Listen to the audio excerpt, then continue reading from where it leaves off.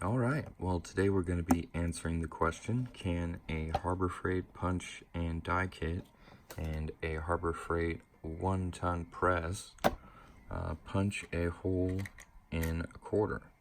And to answer this, we're going to go through these punches, starting with the smallest, and we're going to work our way up and see how many of them we can actually use this 1-ton press to punch holes through quarters with.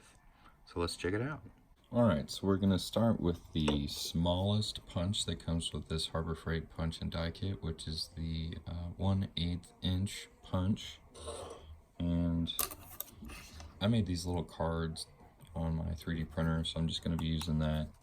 I'm going to slide this quarter into the punch and die kit using that card. And then we'll just line that up on our Harbor Freight 1-ton press.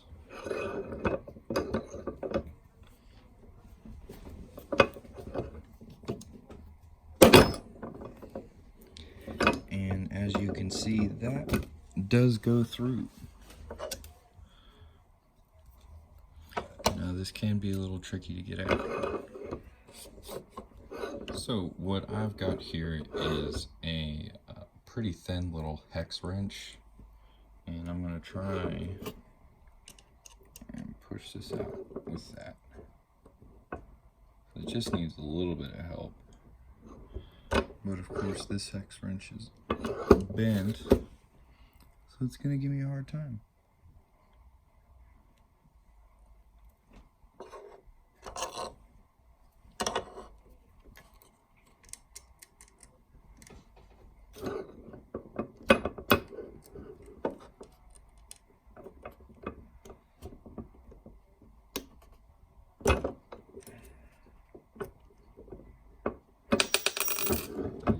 There we go. So that's a 1/8 of an inch hole, and you can punch it using a 1-ton Arbor press and the Arbor Freight punch and die kit. So now we're going to step it up to the next one, which is 3/16. And see if that'll work.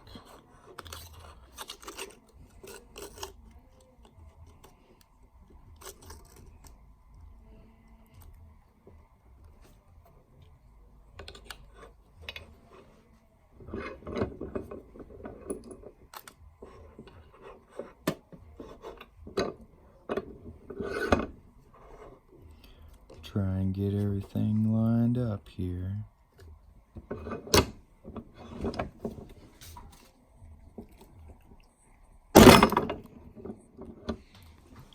Well, that took a bit of elbow grease, but it did go through. So let's go ahead and work it out the rest of the way.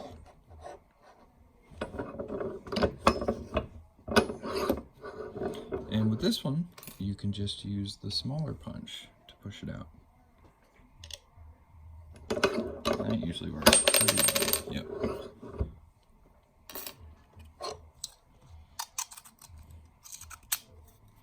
Alright, so that is the, I believe, 3/16. And now we're going to move up to the 1/4 inch. See if we can get that to punch through.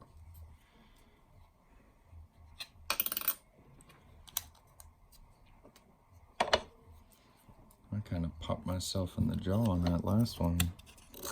So this one might be pretty tough. Let's give it the old college try, eh?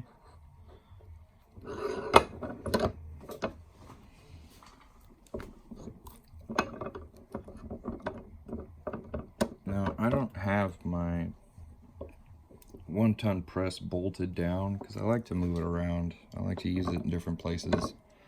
But if you have yours bolted down, you might have a little better luck with this one than me.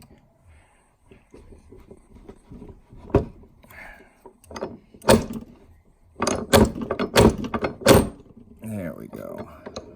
All right, so So as you can see, I kind of had a hammer on it a few times to get that one through. And just use the smaller. Oh, that just wants to come right out. That was easy. Alright, and that is the 1/4 inch. And let's just look at what the comparison sizes of these are so far. Okay.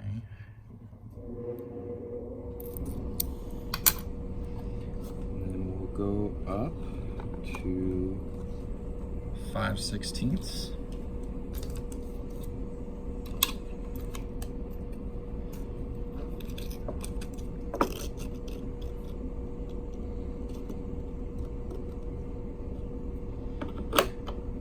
So far so good. The 3 smallest ones, you can punch a hole through a 1/4 with this.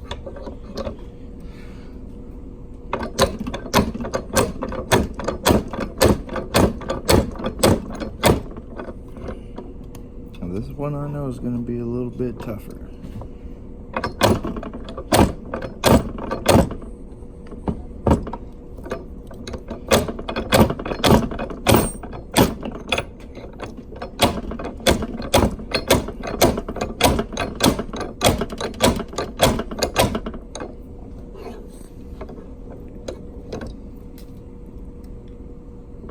I don't know if it's gonna go through.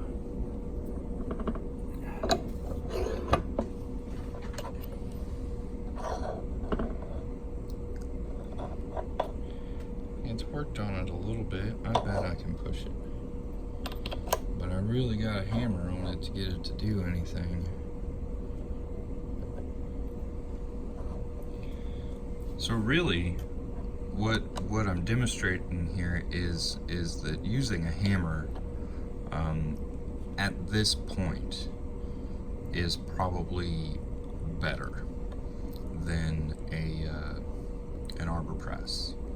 So like for the smaller sizes, it's good for like little detail work or making necklaces where the necklace will go through your jewelry. But once you hit this is not really the tool setup you want to use. You just use a regular hammer and knock it through, and you can get it done much faster. And it's not going to like pop you in the jaw or pinch you or break anything. That's what I use anywhere past this point.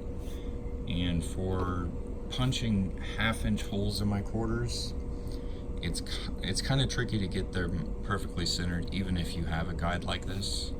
So I use this thing instead.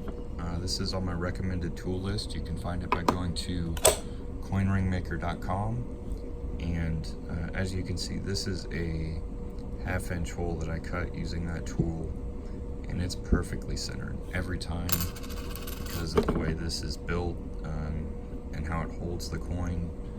It's just a lot more secure. As you can see, this die and punch set, there's a lot of wobble. With this punch, no wobble at all.